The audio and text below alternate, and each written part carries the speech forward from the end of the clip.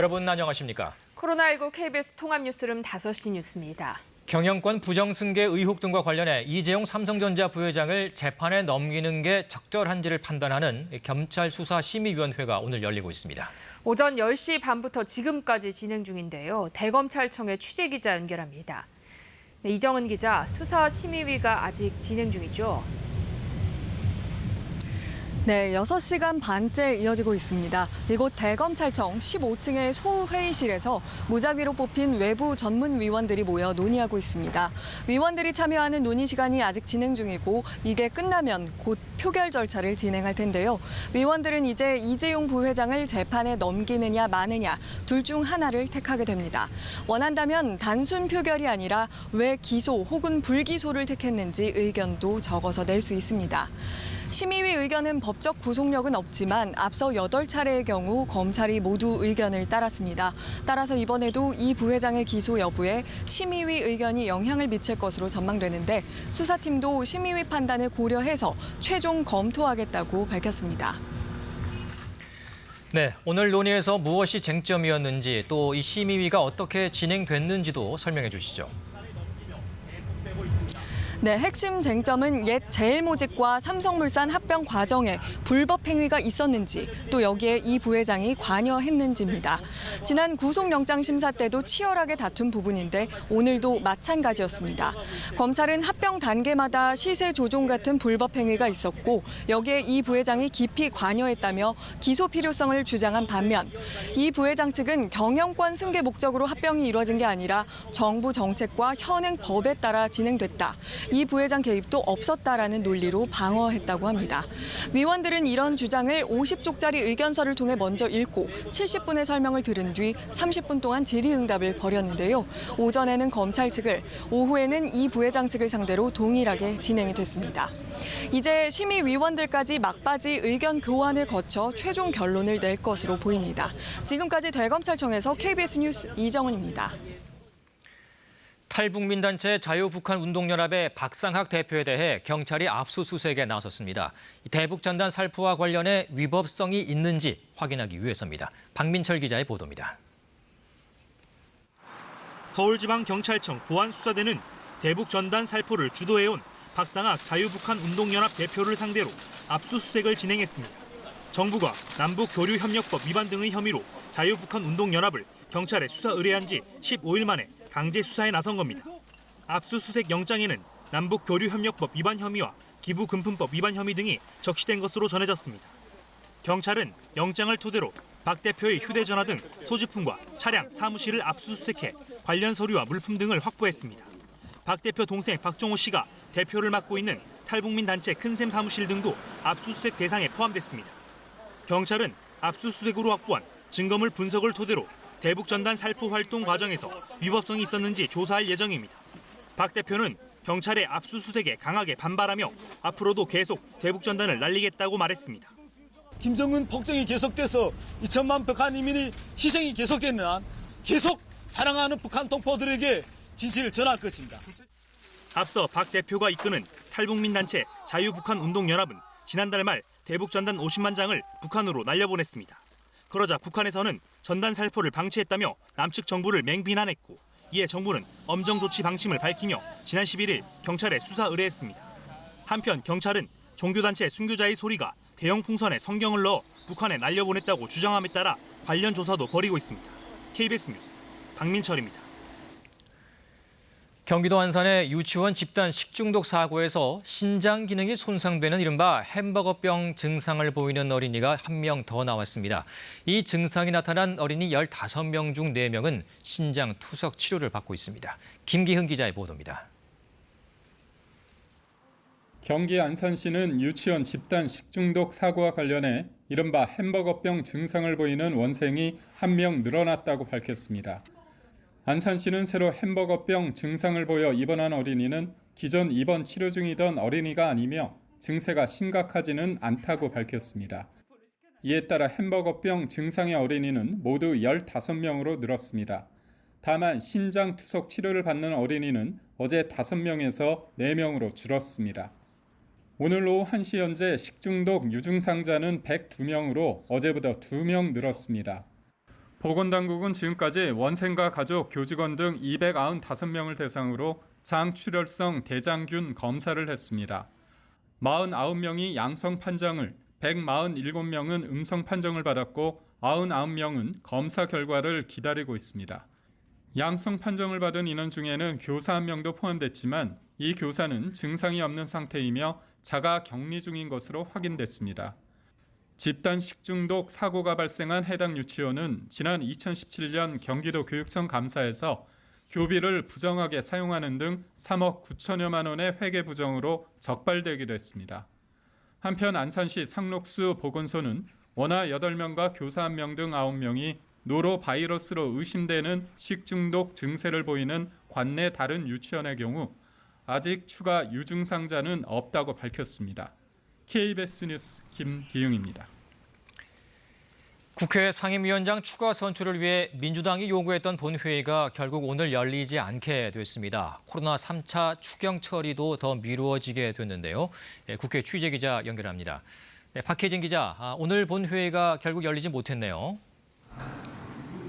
네, 열린다 안 열린다 여러 추측이 많았지만 결국 미뤄졌습니다. 앞서 민주당은 오늘 2시에 본회의를 열 것이라고 자체 일정을 공지하기도 했는데 박병석 국회의장은 2시간 반이 지난 4시 반쯤에 오늘 회의를 열지 않겠다고 했습니다. 계속 이어지는 회동에도 결론이 나지 않자 주말 동안 협상을 더 하라는 건데 이번 주를 넘기고 29일에 본회의를 열겠다고 했습니다. 앞서 박 의장은 여야 원내대표를 불러 오전에도 대화를 나눴고 오후에도 2시간가량 원구성 문제를 논의했습니다. 이 자리에서는 핵심 쟁점인 국회 법사위를 여야가 번갈아 맡는 방안 등이 논의됐지만 의견 차이로 최종 합의에는 이르지 못한 것으로 전해졌습니다. 네, 이 협상을 종일했는데도 전혀 진척이 없었던 거네요. 상당한 접근을 이뤘다 이런 얘기도 있었지만 결국은 불발이 됐습니다. 박 의장 결단만 남은 상황이었는데 협상을 더 촉구하는 것으로 방향을 잡은 겁니다. 민주당은 오늘 반드시 상임위원장 선출을 마무리해서 6월 국회 내 3차 추경을 처리하겠다는 입장이었습니다. 박 의장을 찾아서도 나머지 12개 상임위를 오늘 모두 뽑아달라고 요청을 했고 무조건 본회의를 열고 추경 심사하겠다고 했습니다. 통합당은 법사위원장 없이는 다른 상임위를 맡지 않겠다는 입장을 계속 고수했습니다. 박 의장에게 법사위를 분리하거나 2년씩 나눠 갖는 안을 설득해달라고 요청했고 진전이 없으면 본회의가 열려도 전원 불참하겠다는 방침을 정한 상태였습니다. 박 의장이 이번 회기 내에는 반드시 추경을 처리하겠다고 강조한 만큼 주말 동안 여야 막판 협상이 계속 이어질 것으로 보입니다. 지금까지 국회에서 KBS 뉴스 박혜진입니다. 문재인 대통령은 오늘 신임 국민권익위원장에 전현희 전 국회의원을 신임 경찰청장에 김창룡 현 부산지방경찰청장을 지명했습니다. 전현희 내정자는 18대, 20대 국회의원을 지냈고 민주사회를 위한 변호사 모임에서 환경위원회와 여성인권위원회 위원으로도 활동했습니다. 김창룡 내정자는 경찰대 4기로 경찰청 생활안전국장, 경남지방경찰청장, 부산지방경찰청장 등을 지냈습니다. 서울 관악구의 한 대형 교회 관련 확진자가 12명으로 늘었습니다. 교회 앞에 임시 선별 진료소를 설치하고 예배 참석자 전원을 검사하고 있습니다. 면회가 금지돼 온 요양병원과 시설에 대해선 다음 달부터 비접촉 면회가 허용됩니다. 오대성 기자입니다. 서울 관악구 신림동에 있는 왕성교회와 관련한 코로나19 확진자가 오늘 정오를 기준으로 12명으로 늘었습니다. 지난 24일 교회 신도인 30대 여성이 처음 확진 판정을 받은 후 어제 신도 7명이, 오늘 4명이 추가 확진된 겁니다. 역학조사에서 첫 확진자는 지난 18일 성가대 연습을, 19일과 20일에는 대부도 수련 모임을, 21일엔 주일 예배에 참석했습니다. 이에 따라 교회 지하 주차장에 임시 선별 진료소를 설치해 성가대 연습과 수련 모임에 참석한 교인들과 주일 예배에 참석한 1,690여 명 전원을 대상으로 검사를 진행하고 있습니다. 특히 교회 확진자 가운데 서대문구 이대부고 교사 1명이 포함돼 이 학교 수업이 온라인으로 전환됐습니다. 또 교회에서 운영 중인 어린이집은 임시 폐쇄됐고 주일 예배에 참석한 학생들에게도 등교 중지 조치를 내렸습니다. 예배에 참석했던 서울 광화문 포시즌스 호텔 사우나 직원도 확진돼 호텔 측이 일부 시설을 폐쇄하고 이 직원과 접촉한 고객들을 파악하고 있습니다. 한편 다음 달 1일부터 요양병원 및 시설에 대한 기존 면회 금지가 비접촉 면회 허용으로 일부 완화됩니다. 면회는 사전 예약제로 운영하며 병원 또는 시설 내외의 환기가 잘 되며 환자 또는 입소자와 면회객 간 동선이 분리된 별도 공간을 마련하여 실시하여야 합니다. 다만 직접적인 신체 접촉과 음식 섭취는 제한됩니다. 방역당국은 외국인 근로자 기숙사 493개 사업장을 점검한 결과 167개 사업장에서 기숙사 과밀과 방역 미흡 등이 발견돼 개선 조치했다고 밝혔습니다. 다음 달까지 새벽 인력 시장을 불시 점검하고 안전신문고를 통해 모든 감염 위험과 관련한 신고를 접수한다고 밝혔습니다. 또 시설과 집안 소독 시 소독제를 분사하면 효과가 떨어지고 건강에 영향을 미칠 수 있는 만큼 천에 묻혀 물체 표면을 닦아달라고 강조했습니다. 한편 식품의약품안전처는 현재 국내에서 코로나19 치료제와 백신 15건에 대한 임상시험이 승인됐다며 개발 현황을 관찰해 품목 허가와 공급에 필요한 사항을 지원해 나가겠다고 밝혔습니다. KBS 뉴스 오대성입니다. 대전 방문 판매 업체와 관련한 집단 감염이 열흘 이상 계속되고 있습니다. 대전과 충남에서 확진자 4명이 추가로 발생했는데요. 취재기자 연결합니다. 네, 성용희 기자, 확진자 연령대는 어떻습니까? 네, 확진자 연령대는 20대부터 60대까지 다양합니다. 먼저 대전 확진자는 20대 남성 1명과 50대 남성 1명, 40대 여성 1명이고 충남 확진자는 천안의 60대 남성 1명입니다. 대전의 50대 남성은 방문 판매 업체 힐링랜드 방문 확진자와 만나서 감염된 또 다른 확진자와 접촉을 했고요. 20대 남성은 대전의 한 스타트업 회사원으로 최근 서울을 다녀온 것으로 알려졌으며 현재 역학조사가 진행 중입니다. 특히 이 남성은 카이스트 학생 3명과 지인 등 8명과 접촉해 이들에 대해 검사한 결과 카이스트 학생 3명은 음성, 나머지 5명은 검사가 진행 중입니다. 40대 여성은 백제 금산 인삼농협 목련지점 직원으로 감염 경로는 파악되지 않았습니다. 또 천안 확진자 역시 어제 확진 판정을 받은 아산 60대 여성 확진자의 남편인데 경기도 부천의 확진자와 접촉한 것으로 추정하고 있습니다. 함께 검사한 자녀는 음성 판정을 받았습니다. 이로써 방문 판매 업체 관련 확진은 다소 주춤한 모양새입니다. 그러나 N차 감염이 계속되고 있고 추가 확진자 2명이 수도권과 연관성이 있어 안심할 수 없는 상황입니다. 지난 15일 이후 대전과 세종, 충남에서 발생한 확진자는 73명으로 늘었고 이 가운데 방문 판매 관련 확진자는 모두 64명입니다. 이런 가운데 대전에서는 오늘 대형 아웃렛이 개장하고 백화점 재고 면세품 할인 행사가 시작되면서 인파가 몰려 감염 확산이 우려되고 있습니다. 대전시는 이번 주말까지 대형 아웃렛과 점포, 백화점을 대상으로 마스크 착용 등 방역 수칙 점검을 이어가기로 했습니다. 지금까지 대전시청에서 KBS 뉴스 성용입니다.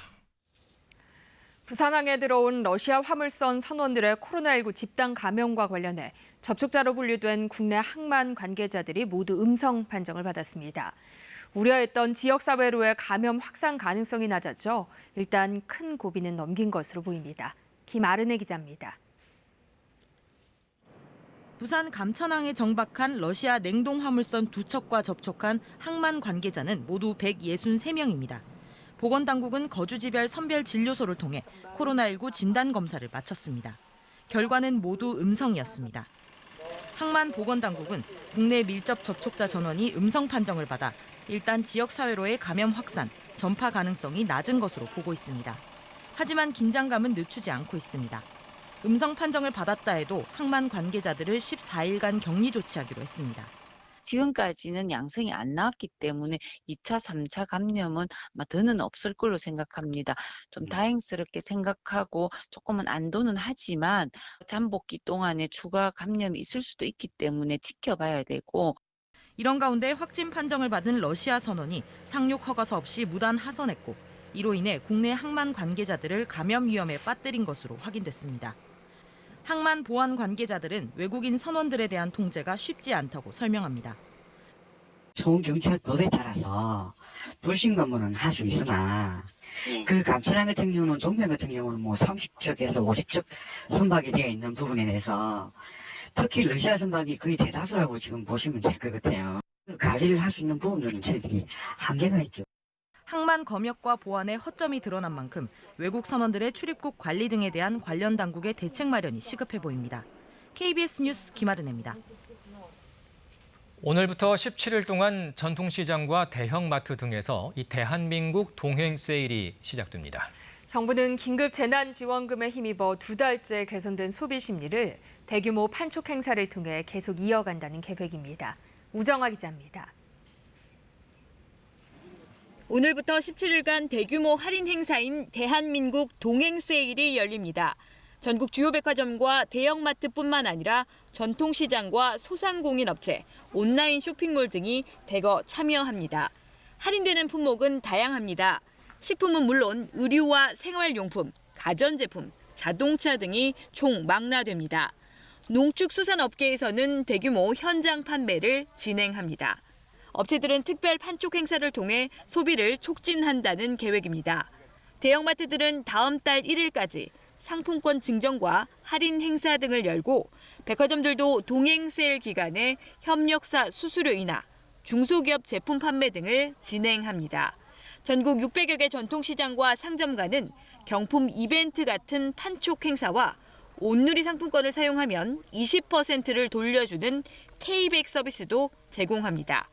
정부가 이번 행사를 마련한 건 긴급 재난지원금 지급 등으로 촉발된 소비 심리 개선 효과를 이어가기 위한 것으로 보입니다. 한국은행이 발표한 이달 소비자 동향조사 결과를 보면 소비자 심리지수는 81.8로 지난달보다 4.2포인트 상승했습니다. 지난달에 이어 2달 연속 소비 심리가 개선 움직임을 보인 겁니다.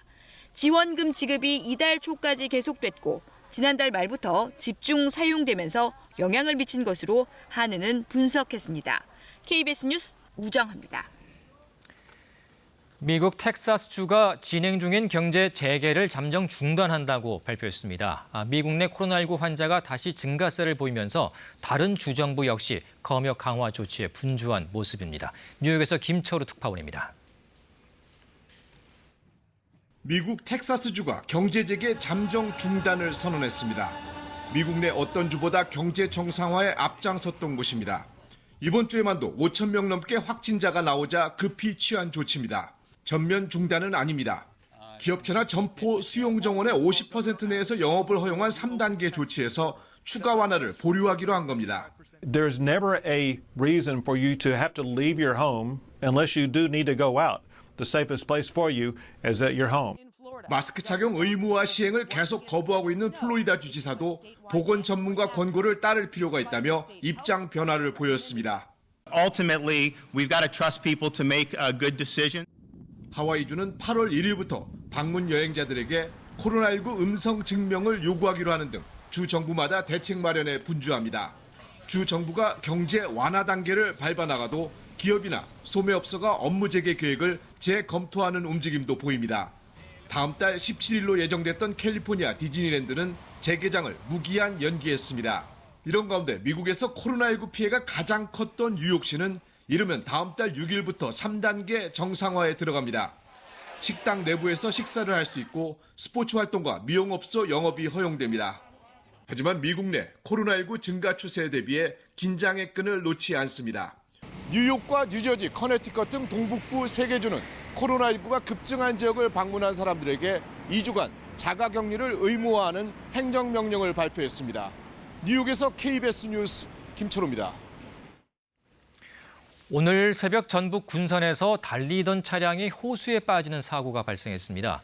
이 곡선도로에서 속도를 줄이지 못해 나무 가드레일을 뚫고 물로 돌진했는데 이 차 안에 있던 20대 남성 4명이 모두 숨졌습니다. 안승길 기자의 보도입니다. 순식간에 지나가는 SUV 한 대. 오른쪽으로 휘어진 도로인데 호수가 있는 왼쪽 방향을 향해 빠르게 달려갑니다. 주변 사람들이 놀란 듯 몰려들고 일부는 불빛을 비추며 뒤따르는 차들을 통제합니다. 빵 소리가 튀어나오니까 차는 벌써 저 밑에 들어갔는데 컴컴해서 하나도 안 보여요. 벌써 위에 이만큼만 남아있는 거예요. 다 잠겨있는 상태예요. 현장에 도착한 소방대원들은 수중 수색을 통해 차 안에서 3명을 물 밖으로 끌어냈으며 2시간쯤 뒤 차에서 1명을 추가로 발견했습니다. 운전자 22살 김모 씨를 비롯한 20대 남성 4명은 병원으로 옮겨졌지만 모두 숨졌습니다. 사고가 난 승용차는 이 곡선 구간에서 방향을 잃고 호수를 향해 그대로 돌진한 것으로 조사됐습니다. 사고가 난 도로는 제한속도 시속 30km인 1차선 일방 통행로입니다. 경찰은 승용차가 속도를 줄이지 못해 사고를 낸 것으로 보고 정확한 사고 경위를 조사하고 있습니다. 정확한 속도가 나와야 이제 과속인지 아닌지 결론을 내리겠죠. 음주 부분도 이제 검토를 하는 부분도 어떤 것이 영향을 줄 수 있는지 보기 위해서니까요. 경찰은 도로교통공단에 속도 분석을 의뢰했으며 음주 여부 확인을 위해 국립과학수사원에 운전자의 혈액 분석을 요청했습니다. KBS 뉴스 안승길입니다. 지난달 전남 함평의 한 도로에서 운전 중에 맨홀 뚜껑이 날아와 차가 크게 파손된 사고가 있었습니다. 이런 경우에는 도로 관리를 담당하는 기관에서 배상을 하게 되는데 이 사고 당시 전라남도와 함평군이 도로 관리를 이관하는 시기여서 책임을 놓고 공방이 이어지고 있습니다. 김혜린 기자가 취재했습니다. 지난달 29일 전남 함평군의 한 도로. 운전자가 먼저 추월하는 1톤 트럭을 뒤따라 추월하려는데 갑자기 맨홀 뚜껑이 날아옵니다. 앞차가 지나간 뒤 튕겨 나온 겁니다. 저게 이 도로를 어디를 다녀도 튀어오른다는 생각도 하지도 못했고 튀어오른과 동시에 다른 사고가 날 수 있기 때문에 피하지도 못했다. 진짜 이거는. 맨홀 뚜껑을 맞은 범퍼는 심하게 파손됐고 수리비만 300만 원이 넘게 나왔습니다. 사고 당시 튀어오른 맨홀 뚜껑입니다. 지금은 덜컹거리는 걸 막기 위해 이렇게 임시로 고무를 끼워 틈을 메웠습니다. 하지만 책임을 놓고 전라남도와 함평군의 입장이 엇갈립니다. 사고 도로는 사고가 나기 열흘 전 일반 도로에서 지방도로 변경되면서 관리자도 함평군에서 전라남도로 바뀌었습니다. 하지만 도로 시설물 등 인계가 완료된 시점은 사고 후인 이달 3일입니다. 관리권 변경과 실제 인계 완료 가운데 어느 시점부터 책임을 지느냐를 놓고 공방이 벌어진 겁니다. 전문가들은 현행법상 규정이 모호하다며 보완이 필요하다고 말합니다. 실제적으로 점유권이 인수인계되지 않았을 때 그 사이의 공백에 대한 부분들, 그 사이에 일어났던 사고에 대한 부분들은 명확하게 법이나 조례나 판례가 지금 없는 상황입니다. 책임 소재를 놓고 자치단체 간 공방을 벌이는 사이 피해자는 사고 발생 20여일이 지나도록 속만 태우고 있습니다. KBS 뉴스 김혜린입니다. 홍일학 전 더불어민주당 국회의원이 대구시 경제부시장직을 수락했습니다. 통합당 소속 시장과 민주당 출신 부시장이 시정을 이끌게 된 건데요. 새로운 협치가 어떤 효과를 불러올지 관심이 커지고 있습니다. 김도훈 기자입니다. 홍일학 전 더불어민주당 국회의원이 권영진 대구시장의 경제부시장 제의를 받아들였습니다. 홍 전 의원은 개인 SNS를 통해 대구가 처해 있는 현실을 외면할 수가 없었다면서 혼신의 힘을 다하겠다고 밝혔습니다. 대구에 와서 정치활동을 하면서 했던 얘기들이 또 이런 어려운 대구를 외면하면 또 그게 다 허언이 되지 않겠어요. 열심히 한번 해보겠다는 생각으로 임했습니다. 이에 대구시 민선 7기의 후반기 진영은 미래통합당 소속 시장과 민주당 출신 부시장 체제로 운영됩니다. 경쟁 정당의 인물을 부시장으로 임명한 혁신적인 인사를 통해 지역의 정치적 역량과 민주주의 수준을 보여줬다는 평가가 나옵니다. 또 거대 여당이 존재하는 현실 정치 구도 속에서 대구시의 운신 폭도 넓어질 것으로 보입니다. 잘하면 많은 성과를 얻을 수가 있고 또 그 성과의 수혜는 물론 우리 대구 지역사회가 되지 않겠나 이렇게 생각해요. 그래서 정리하자면 해봄직한 도전이다. 다만 불필요한 오해나 당적으로 인한 갈등이 발생할 가능성도 높아진 만큼 공직사회를 더욱 세밀하게 운영해야 하는 과제도 생겼습니다. 새로운 출발선에 선 대구시정. 오랜 침체에다 코로나19 타격까지 더해져 크게 위축된 지역 분위기가 상생의 협치를 통해 반전할 수 있을지 주목됩니다. KBS 뉴스 김도훈입니다.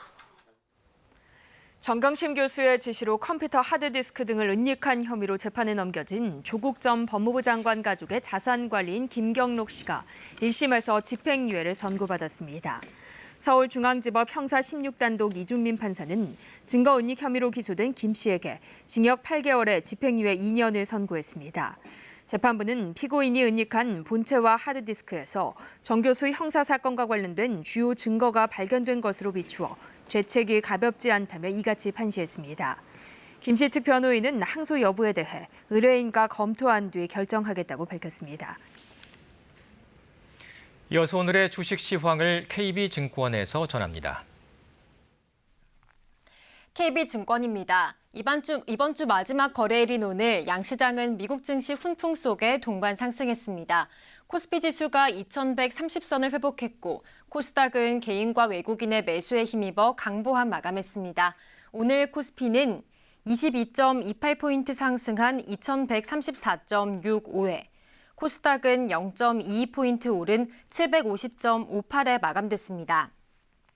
미국 금융규제당국이 은행업종에 대한 규제를 완화할 것이란 소식에 전일 미국 증시는 오름세로 장을 마쳤습니다. 이에 코스피도 개인과 외국인의 동반 매수세가 유입되면서 1% 넘게 상승했습니다. KB금융이 시장 기대치를 뛰어넘는 전략 방안 평가 및 2분기 호실적 분석에 힘입어 3% 넘게 강세를 보였고 하반기 5세대 이동통신 투자 활성화 기대감이 커지면서 5G 관련주도 줄줄이 급등했습니다. 한편 미국 상원이 중국의 홍콩 자치권 억압을 지지한 개인과 기업에 제재를 부과하는 내용의 홍콩 자치법을 만장일치로 가결한 가운데 히토류 관련주가 동반 상승했습니다. 오늘 원달러 환율은 4원 10전 내린 1,200원 60전에 거래를 마쳤습니다. 지금까지 KB증권이었습니다. 날이 개고 영남 내륙 지역에서는 기온이 30도 안팎까지 올라 더웠습니다. 하지만 그 밖의 지역에서는 예상보다 습도가 높지 않아서 그늘에서는 쾌적한 날씨가 이어졌는데요. 내일은 또다시 비 예보 나와 있습니다. 일단 북쪽으로 기압골이 지나면서 새벽부터 아침 사이에 중부와 경북 북부에 비가 조금 내리겠습니다. 한편 남쪽으로는 정체전선이 다시 올라오면서 제주도에 아침부터 모레 새벽까지 비가 내리겠습니다. 또 밤 한때는 전남 남해안 지역까지 비가 조금 내릴 것으로 보입니다. 예상 강우량 제주도에는 최고 60mm, 중부와 경북 북부에는 5에서 30mm가량으로 예상됩니다. 전남 남해안에는 5mm 미만의 비가 살짝 지나겠습니다. 이 지역 외에도 경기 북부, 강원 영서 북부 지역에서는 대기 불안정으로 오후에 소나기가 지나는 곳이 있겠습니다. 내일 아침 기온은 오늘과 비슷하거나 조금 높겠는데요. 낮 기온 역시 오늘과 비슷하거나 조금 높겠습니다. 서울이 27도, 청주 28도, 광주와 대구 30도로 예상됩니다. 바다의 물결은 제주 먼바다에서 다소 높게 일겠습니다. 모레 오후에도 소나기 예보 나와 있습니다. 영서와 충청 북부 그리고 제주도에 비가 내리겠습니다. 기상정보였습니다. 코로나19 통합 뉴스룸은 7시 뉴스에서 이어집니다. 시청해주신 여러분 고맙습니다.